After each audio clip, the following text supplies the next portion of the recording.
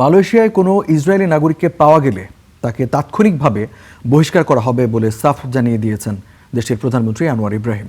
এই ঘোষণা এমন সময় এলো যখন কিছু ইসরায়েলি নাগরিক দ্বৈত পাসপোর্ট ব্যবহার করে মালয়েশিয়ায় ভ্রমণ করেছে। তবে দেশ থেকে বের করে দেয়ার এমন ঘোষণার পর যুক্তরাষ্ট্রের তীব্র চাপের মুখে পড়েছে আনোয়ার ইব্রাহিম সরকার। সম্প্রতি ইসরায়েলের কয়েকজন নাগরিক দ্বৈত পাসপোর্ট ব্যবহার করে মালয়েশিয়া ভ্রমণ করেন। বিষয়টি নিয়ে তদন্তে নামে প্রধানমন্ত্রী আনোয়ার ইব্রাহিমের সরকার। তদন্তে দেখা যায় ইসরায়েলের পরিচয় লুকিয়ে দ্বৈত পাসপোর্টধারী এমন অনেকেই মালয়েশিয়ায় ভ্রমণ করেছেন।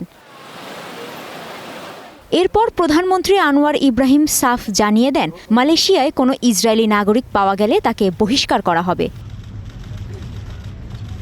এমন ঘোষণার পর যুক্তরাষ্ট্রের তীব্র চাপের মুখে পড়ে মালয়েশিয়া সরকার। যুক্তরাষ্ট্রের ৮ জন কংগ্রেসম্যান এক বিবৃতিতে জানান, ১৫ দিনের মধ্যে মালয়েশিয়া তার এই নীতি পরিবর্তন না করলে দেশটির সাথে সামরিক কর্মসূচি স্থগিত করার প্রস্তাব দেবেন মার্কিন আইন প্রণেতারা।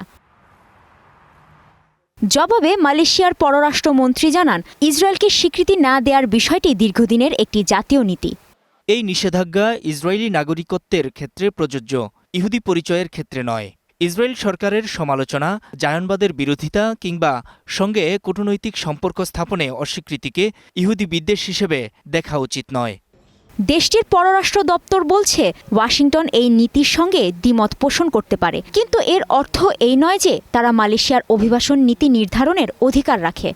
যুক্তরাষ্ট্র তার ভূখণ্ডে কে প্রবেশ করবে তা নির্ধারণের ক্ষমতা রাখে। মালয়েশিয়ারও একই অধিকার আছে।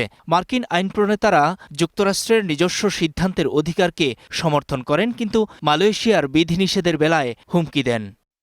মালয়েশিয়া বলছে, ইসরায়েলিদের প্রবেশে বাধা দেওয়ার কারণে ব্যবস্থা নেয়ার হুমকি দেয়া হচ্ছে। অথচ ফিলিস্তিনি ভূখণ্ড দখল ও তাদের সার্বভৌমত্ব অস্বীকারের মতো বিষয়গুলো নিয়ে কংগ্রেসের এ ধরনের চাপ খুবই কম দেখা যায়।